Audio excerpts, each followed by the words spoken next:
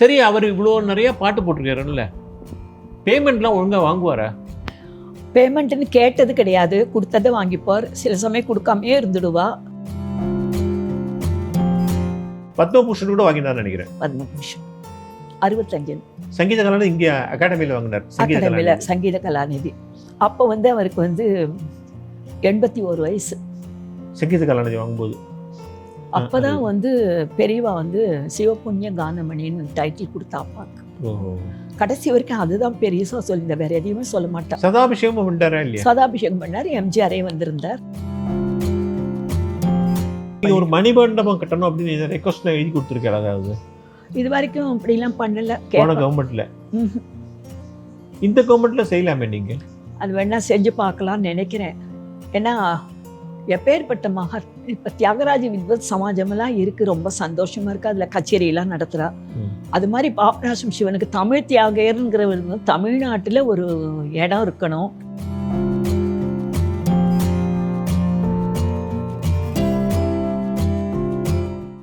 அம்மா பாபநாசம் சிவன் வந்து கச்சேரி மேடைகளில் பாடியிருக்காரு. நிறைய பாடியிருக்கார். சினிமாவில் நிறைய கம்போசர், அப்புறம் அவரே வந்து பாடராசி எல்லாம் உண்டு. அந்த காலத்தில் வாக்கியக்காரர்னு சொல்லுவாங்க. ஆமா, கச்சேரி மேடையில் ப்ராப்பர் கச்சேரி பண்ணியிருக்காரு. நிறைய பண்ணியிருக்காரு. முதல் கச்சேரி வந்து திருவையாறுல அந்த இதுல மகாபெரிய அந்த திருவையாறுல வந்து தியாகராஜருடைய சமாதியத்தில் தான் ஃபர்ஸ்ட் கச்சேரியாம்.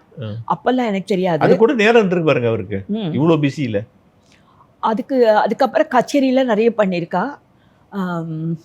இந்த சாஸ்திரி ஹால்னு இருக்கு தெரியும் இல்லையா, மயிலாப்பூர்ல.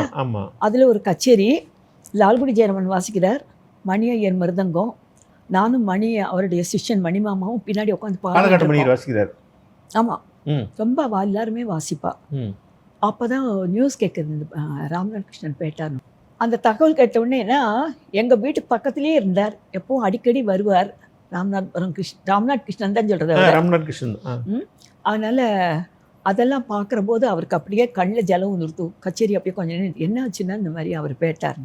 அப்புறம் ஒரு பாட்டு பாடி கச்சேரி நிறைவு பண்ணிட்டோம்.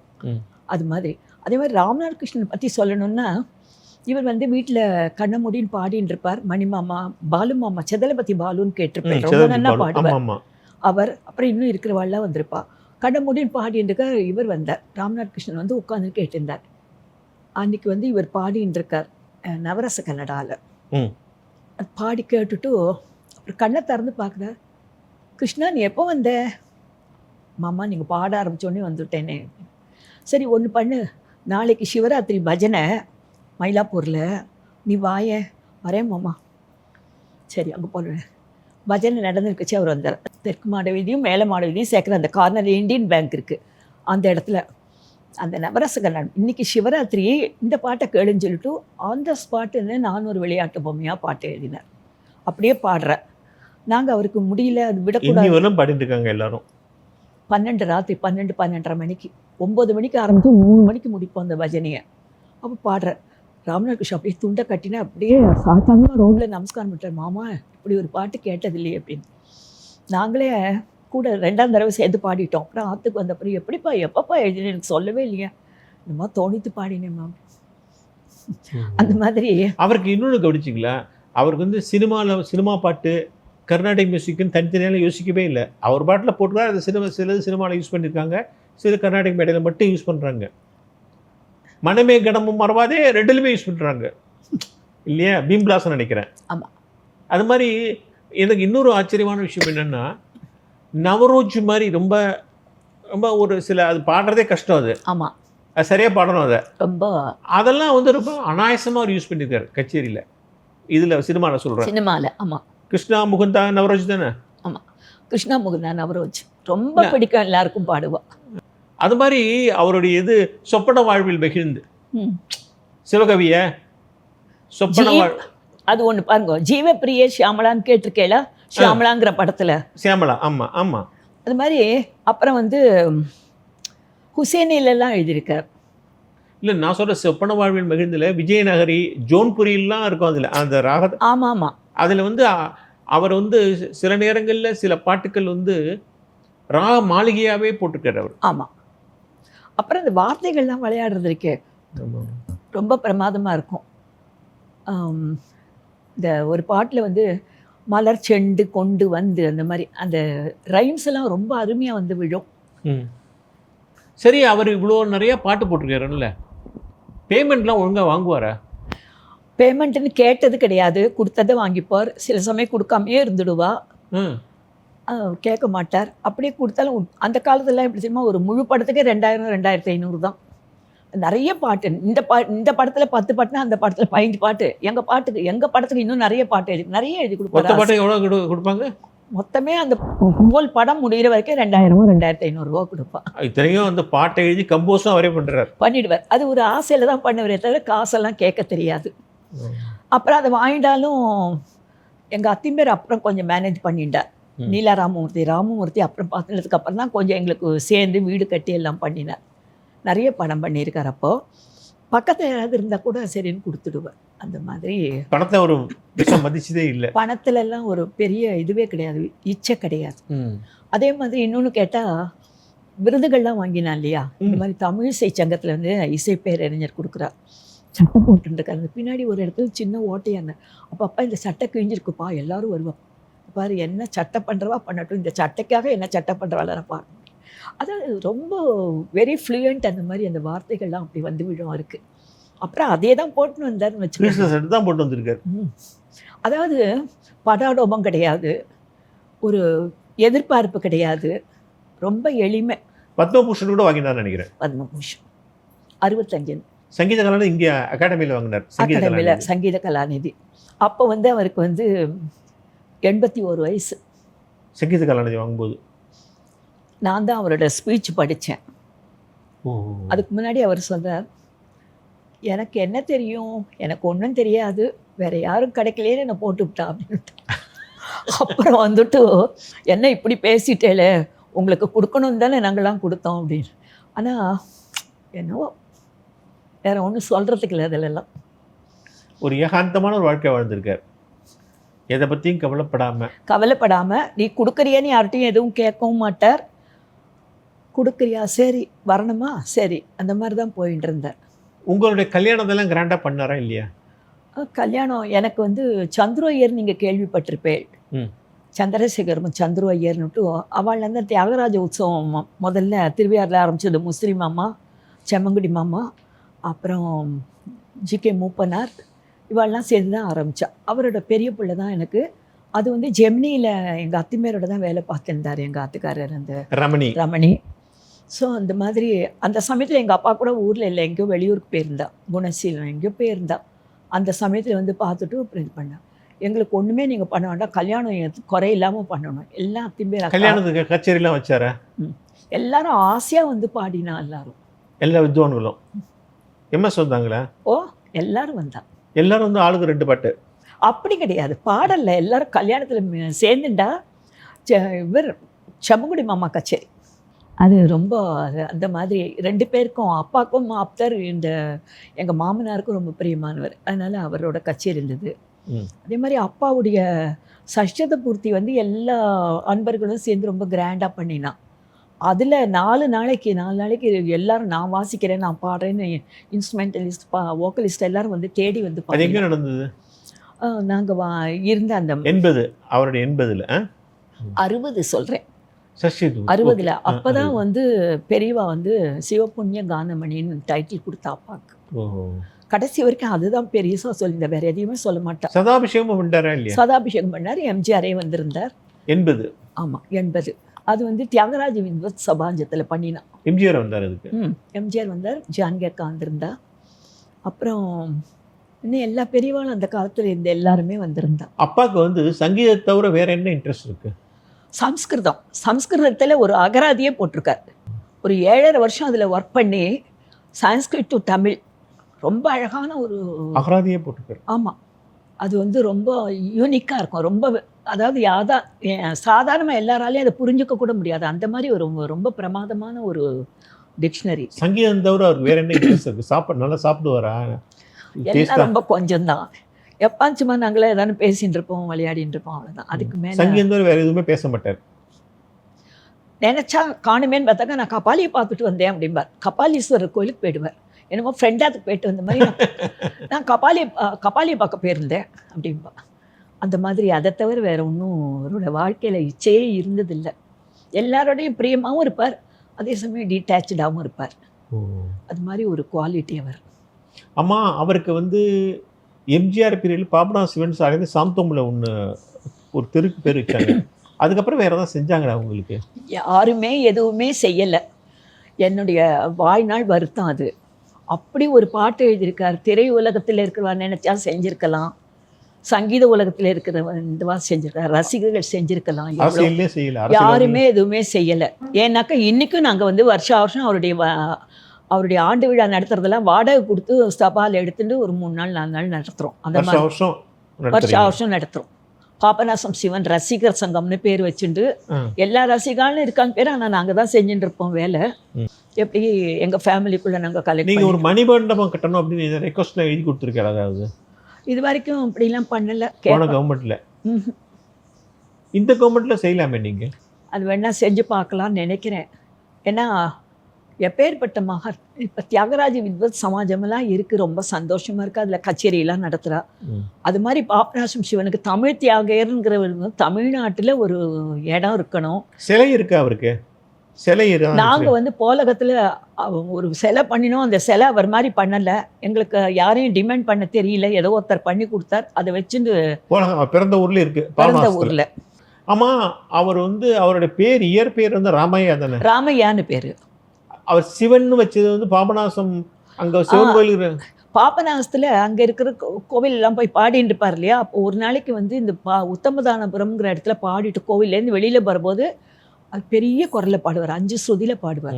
அப்போ அந்த கிராமத்து ஜனங்கள் எல்லாரும் வந்து சூழ்ந்து நின்றுருக்கா.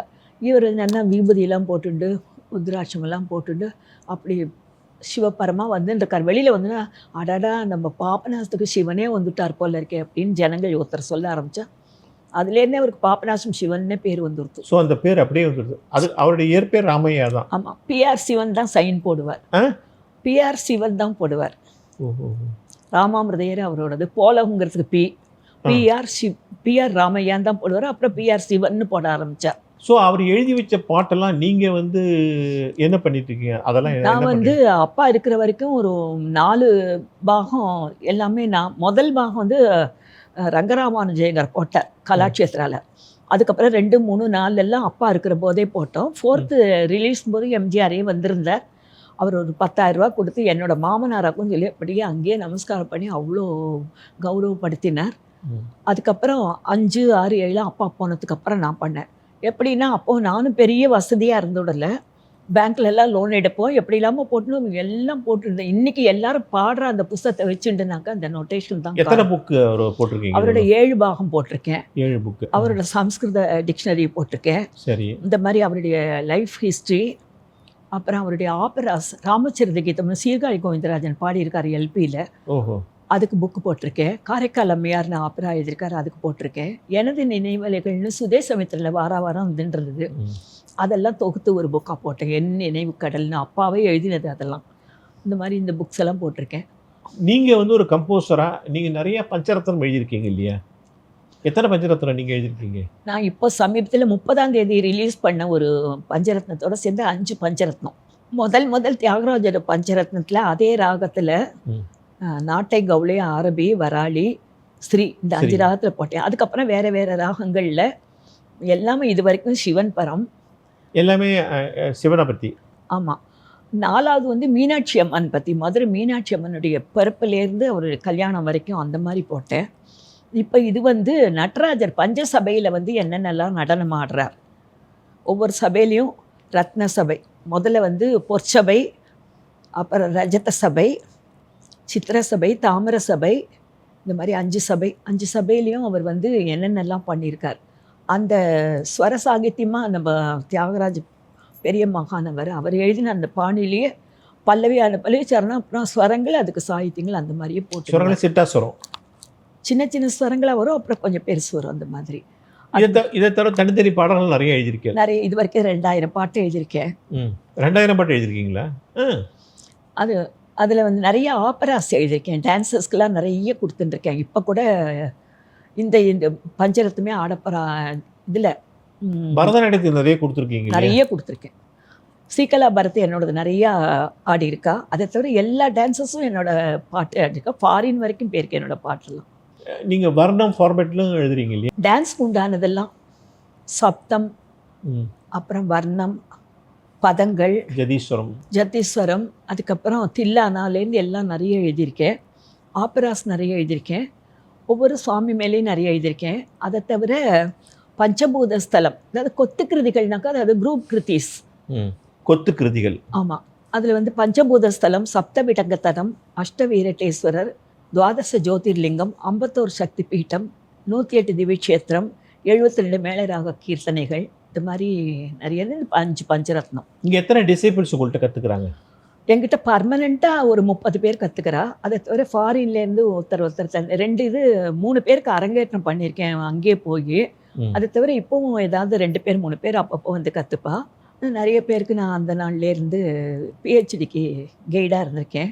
எனக்கு 16 வயசில் கல்யாணம். என்னோட படிப்பு எடுத்த உடனே மியூசிக் காலேஜில் சேர்ந்தாச்சு. என்னோடய மாமா பொண்ணு வந்திருந்தா நான் மியூசிக் காலேஜில் சேர்ந்தேன். அதுக்கப்புறம் எல்லாமே கரஸ்பாண்டன்ஸ் கோர்ஸில் தான் படிச்சிருக்கேன் நான். BA, MA, MEd. நீங்கள் டாக்டரேட் வாங்கிட்டீங்களே, டாக்டரேட் உங்கள் சப்ஜெக்ட் என்ன? என்னோட சப்ஜெக்ட் வந்து சங்க காலத்திலேருந்து நம்மளுடைய சங்கீதம் எப்படி கர்நாடக சங்கீதம் வந்திருக்கு அப்படின்னா அப்பாவோட இதில் முடித்து அதை தான் இந்த புக்காக போட்டிருக்கேன். இப்போது சங்க காலத்துலேருந்து சங்கீதம், நம்மளுடைய கர்நாடக சங்கீதம், நம்மளுடைய தமிழ் மியூசிக் என்ன விதமாக வந்திருக்குங்கிறத பற்றி எழுதிட்டு அதில் இப்போ இந்த காலத்தில் பாப்பராசன் எப்படி தமிழ் எழுதியிருக்காருங்கிற மாதிரி அவர் திரைப்பாடெல்லாம் எப்படி இருக்குது அதெல்லாம் வச்சு முடிச்சிருந்தேன். கம்பேரிட்டிவ் ஸ்டடின்னு சொல்லலாம். ஆமாம். அதை மாத்திரம் எடுத்து புக்காக போட்டேன். அப்பாவோடது மாத்திரம் எடுத்து புக்காக போட்டேன். சப்மிட் பண்ணுற போது மொத்தமாக போட்டேன். ஸோ ஃபாரினில் போய் நிறைய லெக்சர் கொடுக்குறீங்க நீங்கள்? லெக்சர்னு இல்லை, கான்சர்ட்ஸ் கொடுத்துருக்கேன். இந்த மாதிரி கிளீவ்லேண்ட் ஃபங்க்ஷன்ஸ்லாம் கூப்பிடுவா. அப்போ என்னுடைய நான் அவளுக்கு ஆரண்ய காண்டம் எழுதி கொடுத்துருக்கேன். நிறைய என்னுடைய டான்ஸ் ட்ராமாலாம் அவள் ஆடின்னு இருக்கா. இந்த பஞ்சரத்னங்கள்லாம் ஒன்றுன்னும் அவள் ஆடி இருக்கா. கபாலீஸ்வரர் பஞ்சரத்னம், திருவாரூர் பஞ்சரத்னம், அப்புறம் வந்து மகாபெரிவா பஞ்சரத்னம், மீனாட்சி திருக்கல்யாணம் இந்த வருஷம் பண்ணான். இப்போ வர வருஷத்துக்கு இந்த இதையே கேட்டிருக்கா. இப்போ பண்ண போகிறா இந்த பஞ்சசபைகளுடைய பஞ்சரத்னங்கள். அதாவது 5 ஸ்டேட்டுக்கு கொடுத்துருவா. 5 பஞ்சரத்னம் அந்த ஸ்டேட்டில் இருக்கிறவா அவள் குழந்தையில ஆக்ஷன் வந்து பண்ணுவா. ரொம்ப நல்லா போகும் அது. உங்கள் மகன் வந்து அசோக் ரமணி, அவரை பற்றி சொல்லுங்கள். அசோக் ரமணி வந்து சின்ன வயசுலேயே சங்கீதத்தையே ஊறி போனோமோ. அதுலேயே எப்படி படிக்கிற போதே நான் நிறைய எனக்கு கிளாஸ் நடந்துட்டு இருக்கும், கேட்டுட்டே போவோம். அப்புறம் காலேஜில் போகிறச்சியோ வேலைக்கு போகிறச்சியோ. மகனுக்கு நீங்கள் தான் சொல்லி கொடுத்தீங்களா? முதல்ல ஆரம்பம் நான் தான். அப்புறம் கேவி நாராயண சுவாமி, PS நாராயண சுவாமின்னு எல்லா பெரியவாழ்ட்டையும் கற்றுட்டுருக்கான். வந்து இங்கேருந்து வர்ணம் பாடின்னு படித்து புஸ்தகத்தை எடுத்துன்னு போவான்.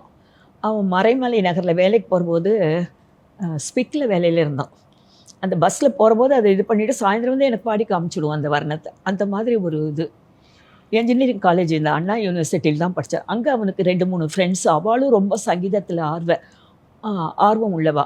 மத்தியானமெல்லாம் உட்காந்துட்டு பாடின்னு இருப்பான். அந்த மாதிரி அவன் வந்து இப்போ ஃபுல் ஃப்ளெட்ஜ் நல்ல வேலையில் இருந்தான் ஸ்பிக்கில். எனக்கு சங்கீதம் தான் வேணும்ட்டு 2000 பாட்டு தான் வேணும்னுட்டு வேலையை விட்டுட்டான். இப்போ நிறைய கச்சேரி பண்ணிட்டு இருக்காரு இல்லையா? நிறைய. அப்போல்லாம் ரொம்ப ஜாஸ்தி.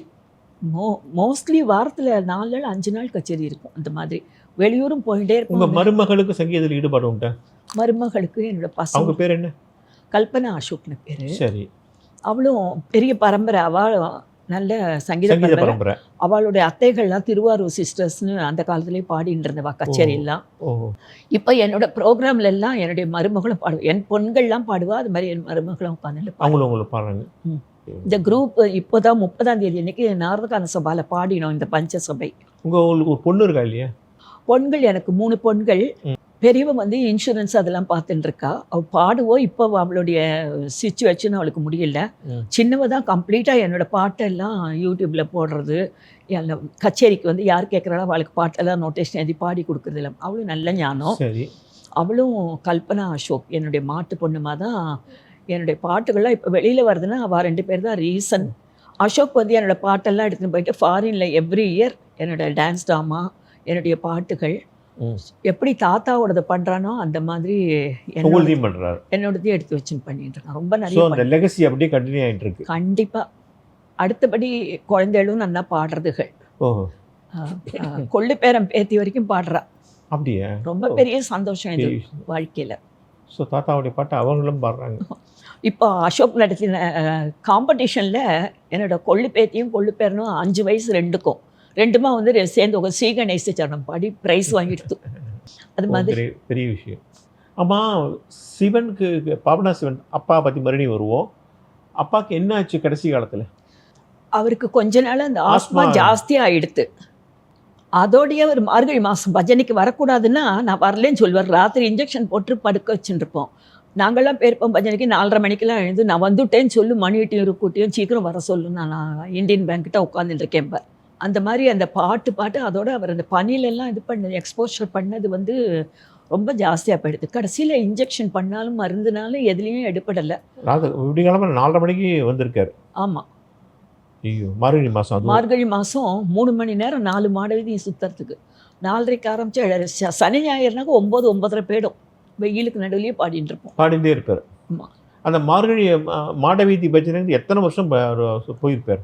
அவர் வந்து இந்த ஊருக்கு வரத்துக்கு முன்னாடியிலேருந்தே வருஷம் அந்த பங்குனி உற்சவத்தும் போது வந்து பிச்சாடனருக்கு அதிலெல்லாம் பாடிட்டு போவார்.